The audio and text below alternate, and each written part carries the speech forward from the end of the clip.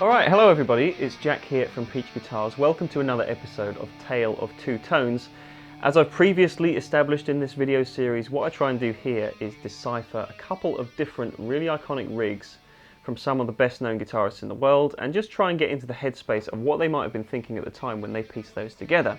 So without any further ado, today I'm going to focus on Mr. Alex Lifeson of the band Rush. But before I get into this video, let me please remind you to like, comment down below and make sure that you're subscribed to our YouTube channel.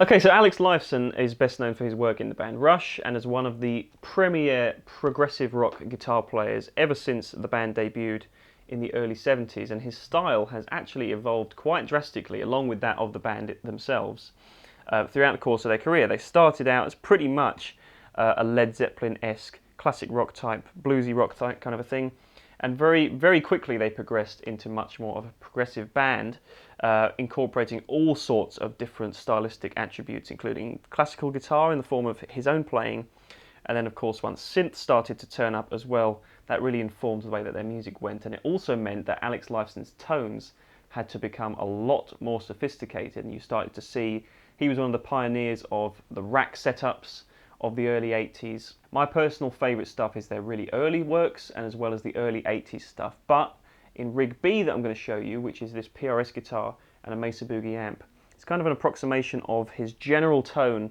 where I feel it kind of plateaued and made fairly consistent from around the early to mid 80s onwards, and it's kind of remained relatively unchanged since that point. At least the style of his playing has, in my opinion. So let's get into it.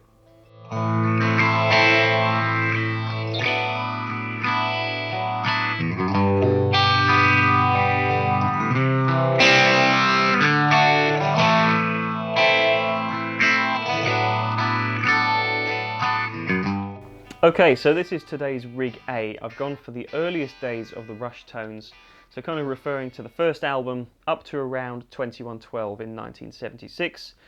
And this, to me at least, is the epitome of what Alex Lifeson's guitar playing is about. It's totally different to Rig B that I'm going to come on to later, in terms of the fact that this is just a great, raw rock rig. That's very hard to say, but I managed it. So in essence, what we really had going on here was just Alex playing a Gibson guitar, most famously his really stunning 355 ES-345, the white guitar. And in the earlier days it was 335s and a couple of other guitars as well. Basically semi-hollow body Gibsons, which gave him a slightly different take on the classic Gibson into a cranked amp type of a thing, because he had a little bit more feedback at his disposal, so he had a lot of really nice sustaining notes.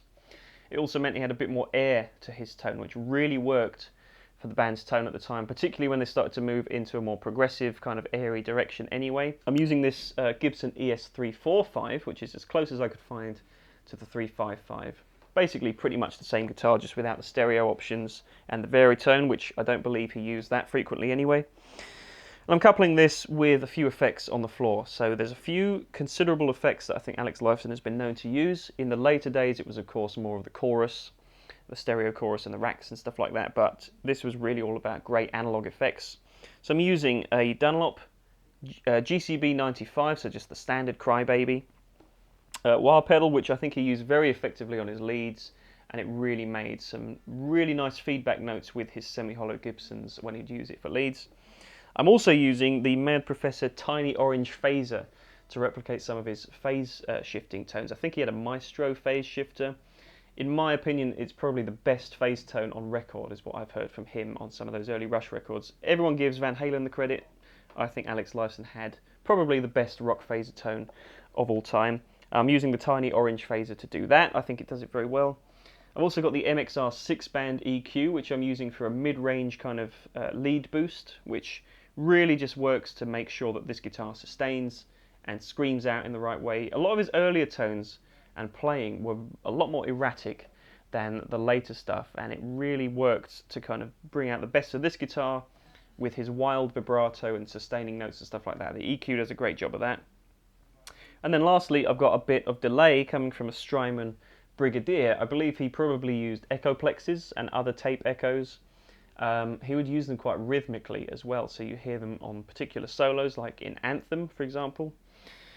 So I'm using it not only texturally in the background, but also as kind of a rhythmic staple for some of his lead lines too. So those are the effects. I'm plugging all of that stuff straight into the front end of a Dr Z Z-Lux amp, which is as close as I could find to the staple of his earliest tones, which was basically a cranked Fender Super Reverb. He gets a lot of credit for being a Gibson into a Marshall guy. However, I definitely hear the Fender amps that he used to use, because they have a totally different kind of response and feel. His tone's a lot thicker than a lot of those Gibson into Marshall guys had. And the Z-Lux does a very good job of getting close to that. So pretty much all the tone is coming straight from the amp, just cranking it up loud. Coupled with this guitar and a few pedals on the floor, I think those early Lifeson tones are pretty much within reach if you apply the right playing techniques, which is to say just go for some great rock riffs and some really nice wild vibrato lead lines, and you can get pretty close to those early tones.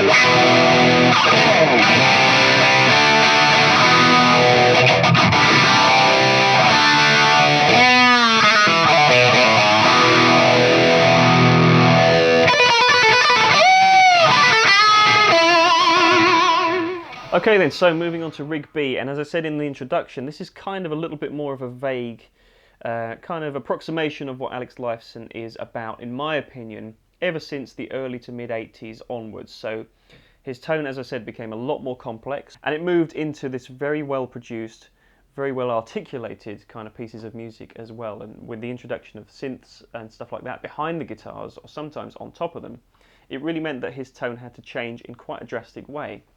So I'm approximating it today just by showing you what I consider to be his core sound from the kind of Moving Pictures album onwards, which is to say, a humbucker loaded guitar.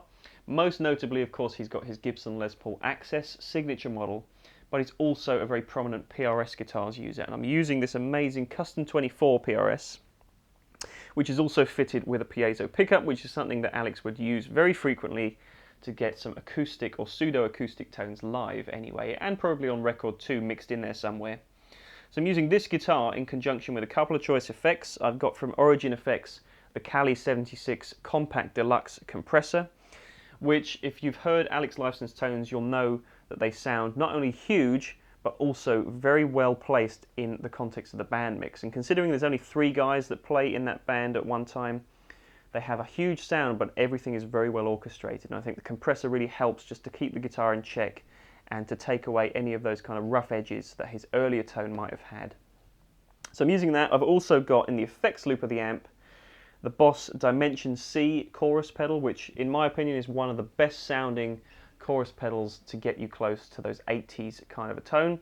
I'm using it in quite a subtle way with just the first switch on as opposed to any of the other 4 switches, so it's quite a subtle chorus, but it really adds a lot of depth, and it adds that really nice watery kind of I guess the only way I can describe it is it tightens everything up and it solidifies the tone, makes it a little bit bigger, and adds a little bit of movement to it at the same time. It's a really great sound, and it's something I think he's very well known for. And then I'm also coupling it with a couple of different delays from a Line 6 HX Effects, including a big kind of stereo delay that is something that he would use quite often to get some rhythmic textures, as well as just provide some general space in the background of the notes that he's playing. So amp-wise, I'm using the Mesa Boogie Triple Crown 100 today, and this is kind of the flagship Boogie amp. Alex has been well known to use a whole plethora of different amplifiers, including most notably in more recent years stuff like Hughes and Kettner amps and also Marshall Silver Jubilees. I think the Mesa gets pretty close to emulating a nice little smattering of all those different sounds, and really the kind of crux of it is to have a big tone, which this 100-watt amp certainly delivers, but also have it quite controlled. It's not a huge amount of gain. The compressor pedal does help with the sustain side of things, as well as the chorus in terms of making it a bigger sound. In more recent years, I think his tone's got a little bit more scooped live, but I'm actually kind of going for more of the mid-80s, as I say, Moving Pictures kind of period onwards. So it's a little bit more mid-rangey, a little bit more referring to the kind of Marshall tones that he used to use in the 80s. I'm unsure of exactly what amps he had, but I'm guessing they were kind of JCM 800s, 900s and stuff like that. I think the Mesa does a great job of that, and coupled with the effects, with this brilliant guitar as well, I think you can get pretty close to the vibe that Alex Lifeson has had for the past nearing 40 years. It's an amazing sound, it's a really big sound, and it's a lot of fun to play some of those really nicely arranged complex chord sequences that he's very well known for.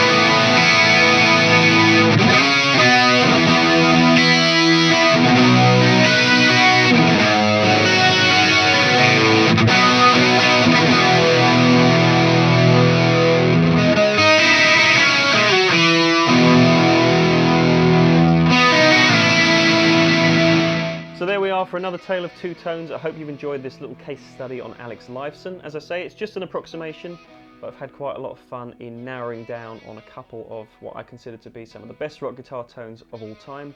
If you've also enjoyed this video, then please leave a like down below and comment down below with your thoughts. And as I've said before, let me know in the comments if there's any other players you would like to see that you feel deserve a Tale of Two Tones to be told about them.